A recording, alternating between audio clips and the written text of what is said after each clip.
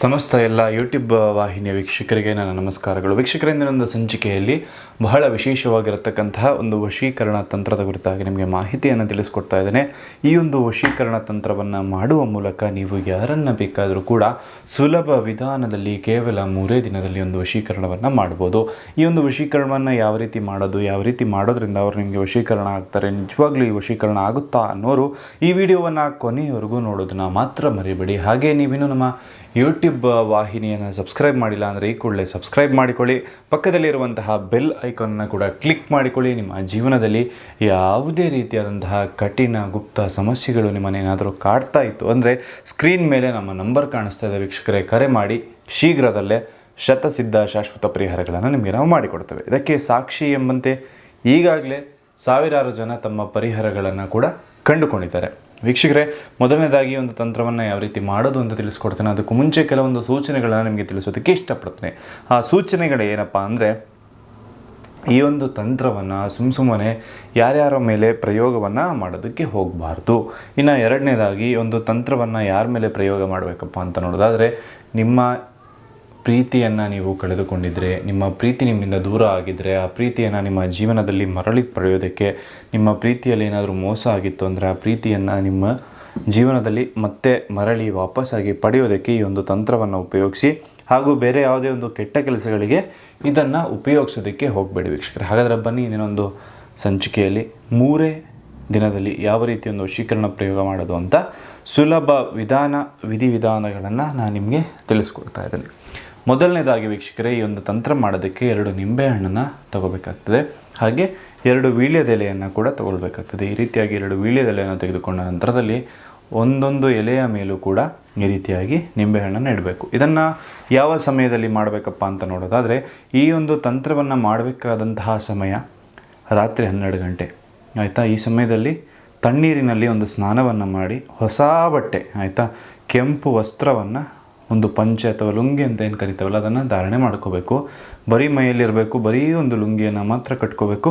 ಜೊತೆಗೆ ಈ ರೀತಿಯಾಗಿ ಒಂದು ಎಲೆಯನ್ನು ತೆಗೆದುಕೊಂಡು ಅದರ ಮೇಲೆ ಒಂದು ನಿಂಬೆಯನ್ನು ಇಡಬೇಕು. ಈ ರೀತಿಯಾಗಿರ್ತಕ್ಕಂಥ 2 ಎಲೆ 2 ನಿಂಬೆಯನ್ನು ನೀವು ತಗೊಳ್ಬೇಕಾಗ್ತದೆ ವೀಕ್ಷಕರೇ. ಹಾಗೂ ಈ ಒಂದು ತಂತ್ರ ಮಾಡುವ ದಿನ, ಈ ಮಾಡುವ ತಂತ್ರ ಏನಿದೆಯಲ್ಲ ಅದನ್ನು ಹಿಂದಿನ ದಿನ ಯಾವುದೇ ಕಾರಣಕ್ಕೂ ಮಾಂಸಾಹಾರ ಮದ್ಯಪಾನದ ಸೇವನೆಯನ್ನು ಕೂಡ ನೀವು ಮಾಡಿರಬಾರ್ದು. ಈ ರೀತಿ ಸೇವನೆ ಏನಾದರೂ ಮಾಡಿತ್ತು ಅಂದರೆ ಖಂಡಿತವಾಗ್ಲೂ ಕೂಡ ನಿಮ್ಮ ಕೆಲಸ ಅನ್ನೋದಾಗೋದಿಲ್ಲ. ಹಾಗೂ ಯಾವ ದಿನ ಇದನ್ನು ಮಾಡಬೇಕಂದ್ರೆ, ಒಂದು ಅಮಾವಾಸ್ಯೆ ದಿನ ಮಾತ್ರ ಈ ಒಂದು ತಂತ್ರವನ್ನು ಮಾಡಬೇಕಾಗ್ತದೆ ವೀಕ್ಷಕರೇ. ಖಂಡಿತವಾಗ್ಲೂ ನಿಮಗೆ ರಿಸಲ್ಟ್ ಅಂದರೆ ನೀವು ಇಷ್ಟಪಟ್ಟವ್ರು ನಿಮಗೆ ಸಿಗಲೇಬೇಕಂದ್ರೆ ಖಂಡಿತವಾಗ್ಲೂ ಕೂಡ ಅಮಾವಾಸ್ಯೆ ದಿನ ಮಾತ್ರ ಈ ಒಂದು ತಂತ್ರವನ್ನು ಉಪಯೋಗಿಸಿ. ಬೇರೆ ಯಾವುದೇ ದಿನ ಮಾಡಿದ್ರೂ ಕೂಡ ಇದು ನಿಮಗೆ ಫಲ ಅನ್ನೋದು ಸಿಗೋದಿಲ್ಲ ಆಯಿತಾ. ಆ ಸಮಯದಲ್ಲಿ ಕೆಂಪು ವಸ್ತ್ರವನ್ನು ಧಾರಣೆ ಮಾಡಿಕೊಂಡು ಈ ರೀತಿಯಾಗಿ ಇಟ್ಟುಕೊಂಡ ನಂತರದಲ್ಲಿ ಇದನ್ನು ನೀವು ಒಂದು ಸ್ಮಶಾನಕ್ಕೆ ತೆಗೆದುಕೊಂಡು ಹೋಗಬೇಕಾಗ್ತದೆ ವೀಕ್ಷಕರೇ. ಇದನ್ನು ಇದೇ ರೀತಿಯಾಗಿ ನೀವು ಯಾವುದೇ ಬಟ್ಟೆ ಧರಿಸದೆ ಕೆಂಪು ವಸ್ತ್ರವನ್ನು ಧರಿಸ್ಕೊಂಡು ಒಂದು ಸ್ಮಶಾನಕ್ಕೆ ಈ 2 ಕೂಡ ಈ ರೀತಿಯಾಗಿ ಹಿಡ್ಕೊಂಡು, ಒಂದು ಕೈಯಲ್ಲಿ ಒಂದು ಇನ್ನೊಂದು ಕೈಯಲ್ಲಿ ಇಟ್ಕೊಂಡು ಹೋಗಬೇಕಾಗ್ತದೆ.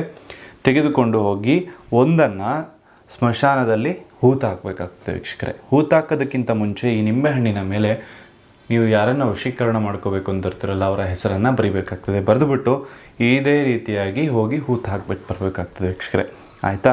ಹೂತು ಹಾಕಿದ ನಂತರದಲ್ಲಿ 3 ಸರ್ತಿ ಯಾವ ಜಾಗದಲ್ಲಿ ಹೂತಾಗಿರ್ತೀರಲ್ಲ ಅದರ ಮೇಲೆ ಉಗಿಬೇಕಾಗ್ತದೆ. ನಿಮ್ಮ ಎಂಜಲನ್ನು 3 ಬಾರಿ ಉಗಿಬೇಕಾಗ್ತದೆ.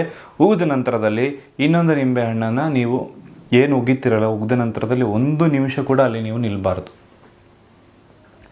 ನೀವು 1 ನಿಮಿಷ ಕೂಡ ಅಲ್ಲಿ ನಿಲ್ಲಬಾರ್ದು ವೀಕ್ಷಕರೇ ಆಯಿತಾ.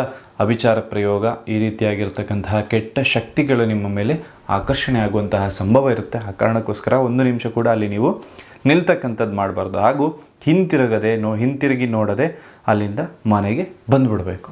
ಬಂದು ಮತ್ತೆ ತಣ್ಣೀರಿನಲ್ಲಿ ಸ್ನಾನ ಮಾಡಬೇಕು. ಈ ಕೆಲಸವನ್ನು ನೀವು ರಾತ್ರಿ 3 ಗಂಟೆ ಒಳಗಡೆ ಮುಗಿಸ್ಕೊಳ್ಬೇಕಾಗ್ತದೆ ವೀಕ್ಷಕರೇ. ಮುಗಿಸ್ಕೊಂಡ ನಂತರದಲ್ಲಿ ಈ ನಿಂಬೆಹಣ್ಣನ್ನು ನಿಮ್ಮ ತಲೆದಿಂಬೆ ಏನಿರುತ್ತಲ್ಲ ಅದರ ಕೆಳಗಡೆ ಇಟ್ಕೊಂಡು ಮಲಗಬೇಕಾಗ್ತದೆ ಆಯಿತಾ. ಈ ರೀತಿ ಮಲಗಿದ್ದೇ ಆಯಿತು ಅಂದರೆ 3 ದಿವಸದೊಳಗಡೆ ನೀವು ಇಷ್ಟಪಟ್ಟಂತಹ ಸ್ತ್ರೀ ಆಗಿರ್ಬೋದು ಪುರುಷ ಆಗಿರ್ಬೋದು ನಿಮಗೆ ಒಂದು ವಶೀಕರಣ ಅನ್ನೋದು ಆಗ್ತದೆ.